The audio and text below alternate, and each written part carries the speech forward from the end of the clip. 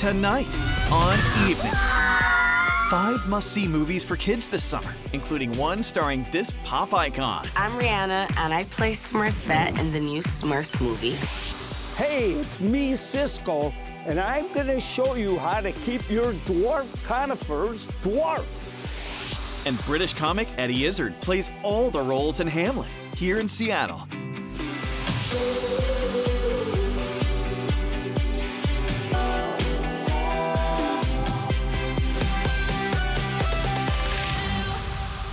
Welcome to the show from Paris. I'm St. Brian, and actually we're not in Paris. We're in Pioneer Square at a brand new bakery that looks and smells just like something you would find in France.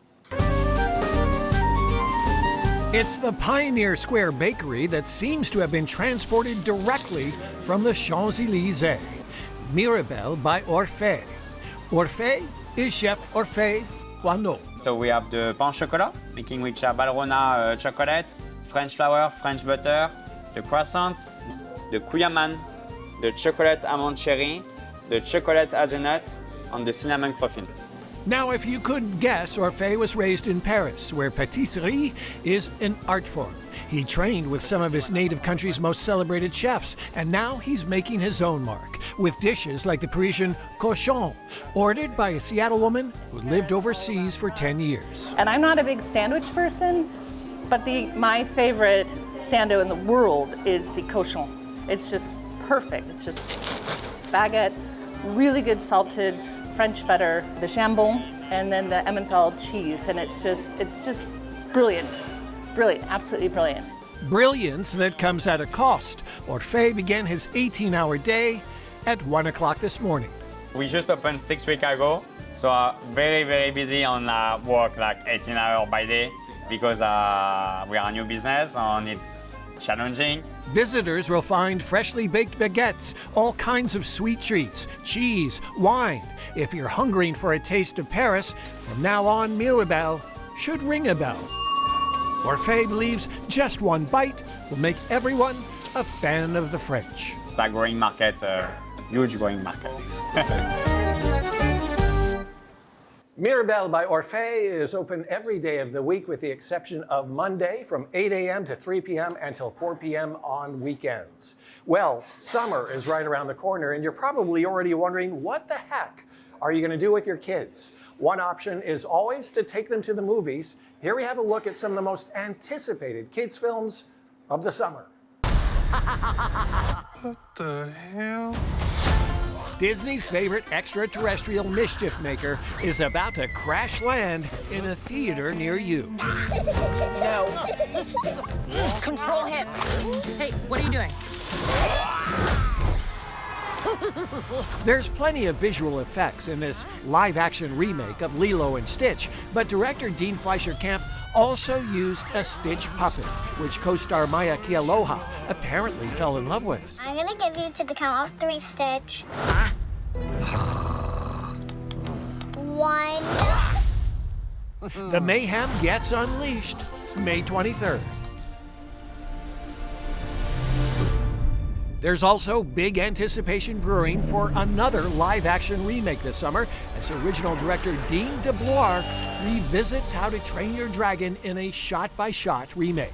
It felt like an amazing opportunity to not only direct a live-action movie, but to be jumping back into a world that I frankly miss. The movie stars Gerard Butler and unknown actors like Mason Thames. I suppose it's just one question, really, is would you like to play Hiccup in the movie? There's no way. There's no way. Are you serious? Thank you. Oh my, I can't. This is the best moment of my life. The Dragons Fly, June 13th. Okay, come and get me. You okay? I'm trying to get abducted by aliens. This summer's Pixar offering may be the studio's most out-of-this-world yet, as a friendless orphan named Elio is mistaken for the leader of Earth. You will feel my wrath. Gordon? Hi, Dad. I'm a bargaining chip. No, say the other thing. Oh, help me, Father. Quiet, you. What is that unholy sound? Stop! Elio takes off June 20th. Hey everyone, I'm Rihanna, and I play Smurfette in the new Smurfs movie, and I can't wait for you all to see it this summer. Yep, the beloved blue characters are returning to the big screen July 18th. They're hoping to rescue Papa Smurf from an evil wizard.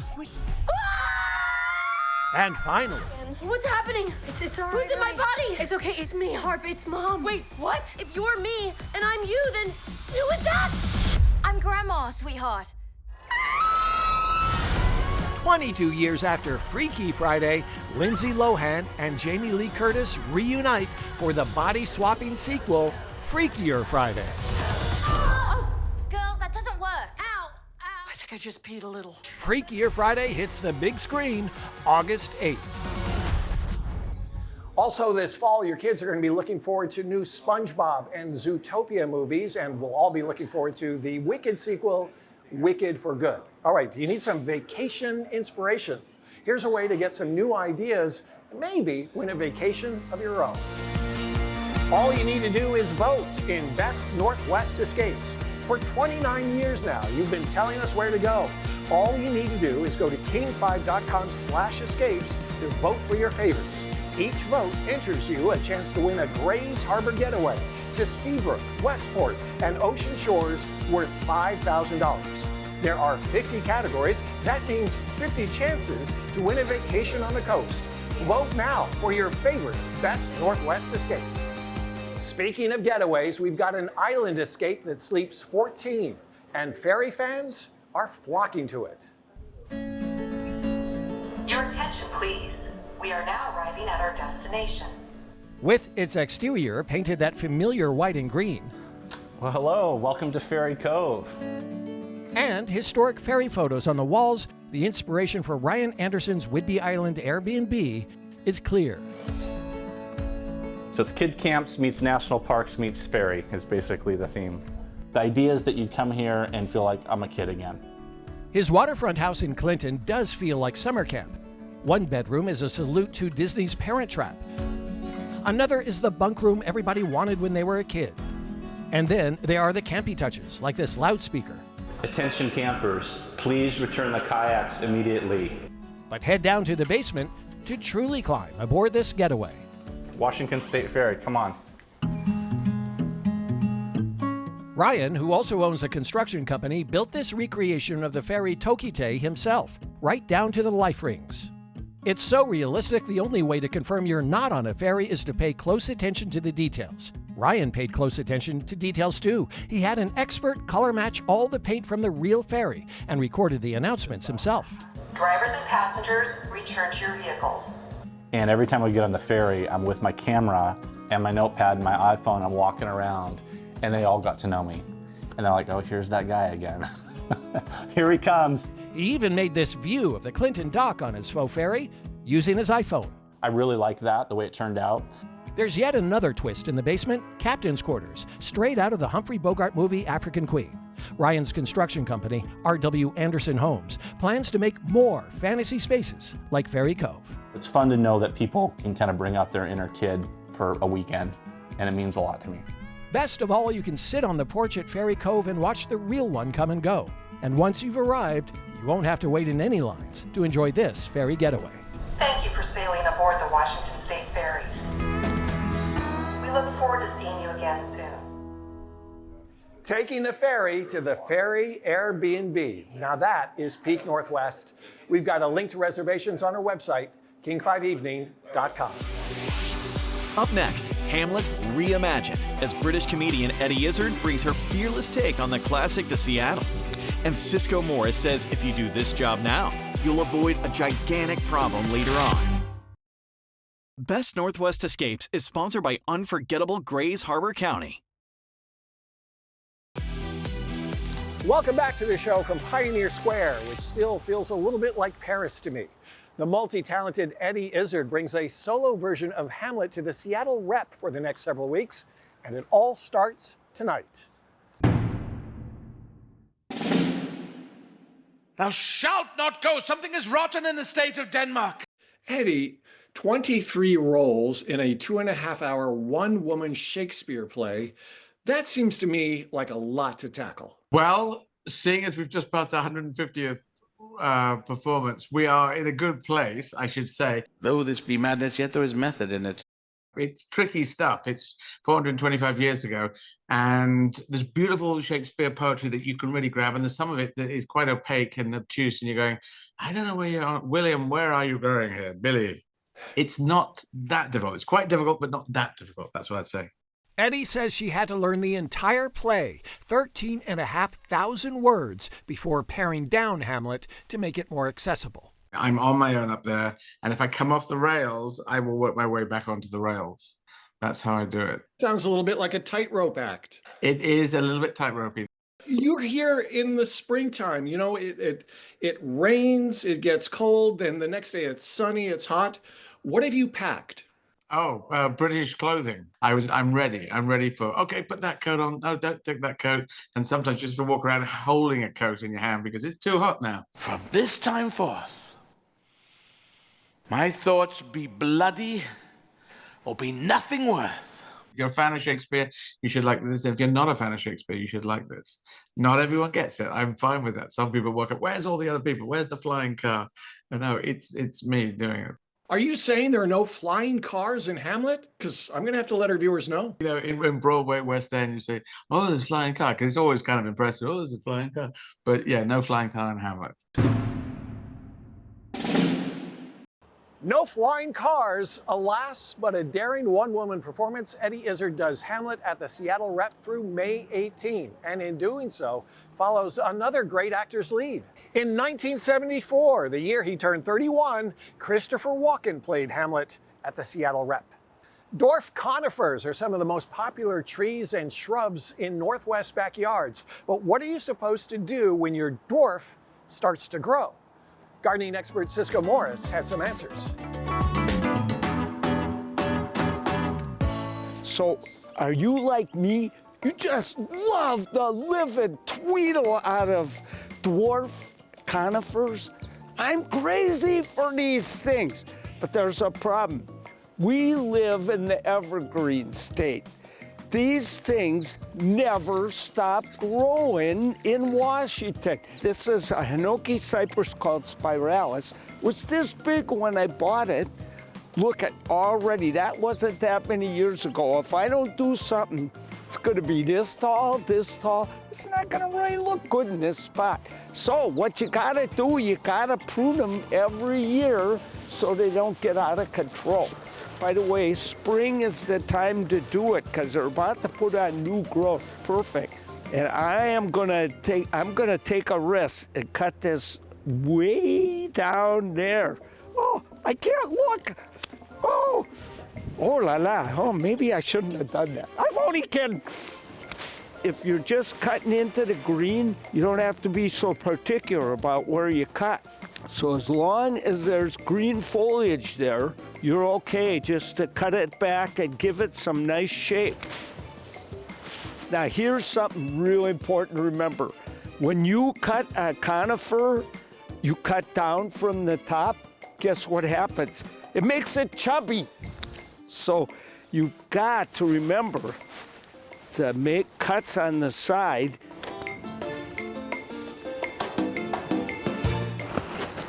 There. Hey, that looks pretty good. Now there's one last job to do. I want to shake out all these dead needles that are in there and and get anything that I didn't get out of there off. And you notice how they're all at different heights, that it's not a ball or anything like that. That means this will grow back with a real nice natural shape, just what you want. So I've got a plant that can stay here for many more years because I'm keeping it small, and yet I'm keeping it natural and really cool looking.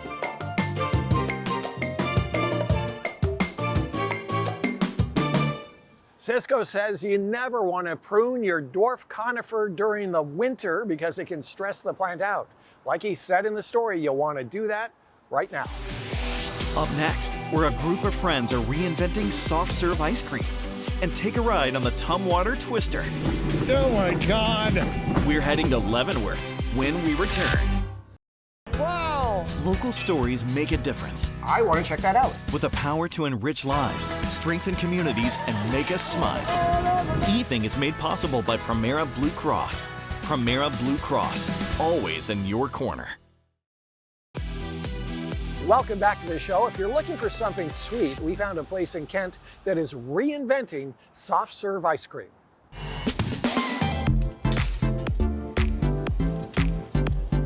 This is not our typical soft serve ice cream place. A raspberry and a caprica. Cream is the name of the dream, made real by friends and business partners who share a love of ice cream and heritage.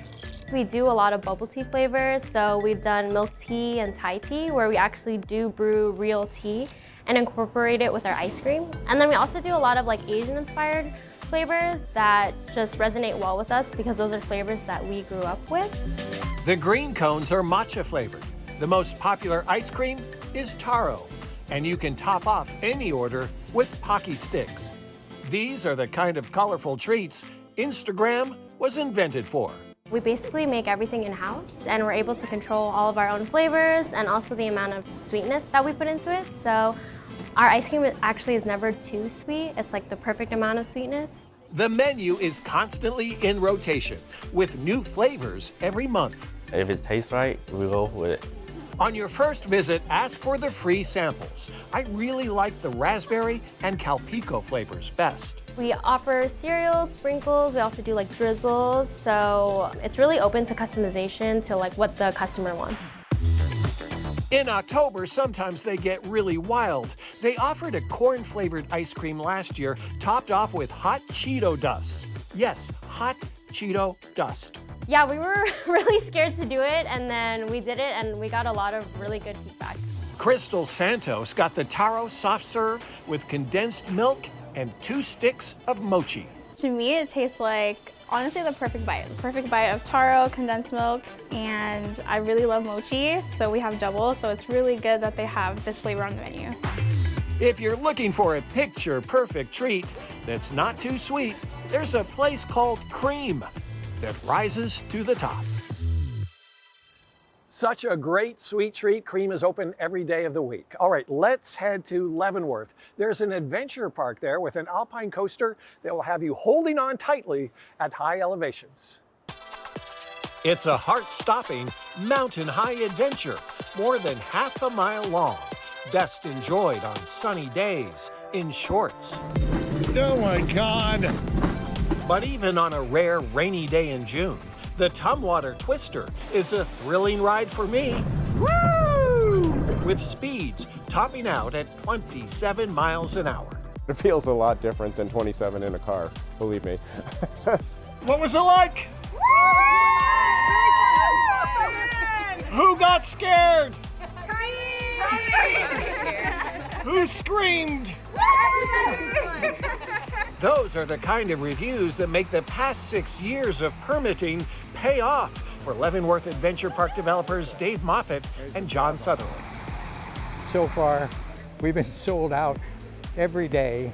Other attractions include the Bavarian Bungee Bounce Trampoline, You can jump up to 20 feet high. the Alpine Ascent Climbing Wall, Basically, it's a work of art, a sculpture that you're climbing on. and there's Gems of the Enchantments, where people of all ages can pan for gemstones they can actually keep. But even from downtown Leavenworth, you can spot the star of the show, a coaster with handbrakes that lets riders control the speed. So you can have this beautiful scenic ride, but you can also just go as fast as you can. So, up to you. Whoa!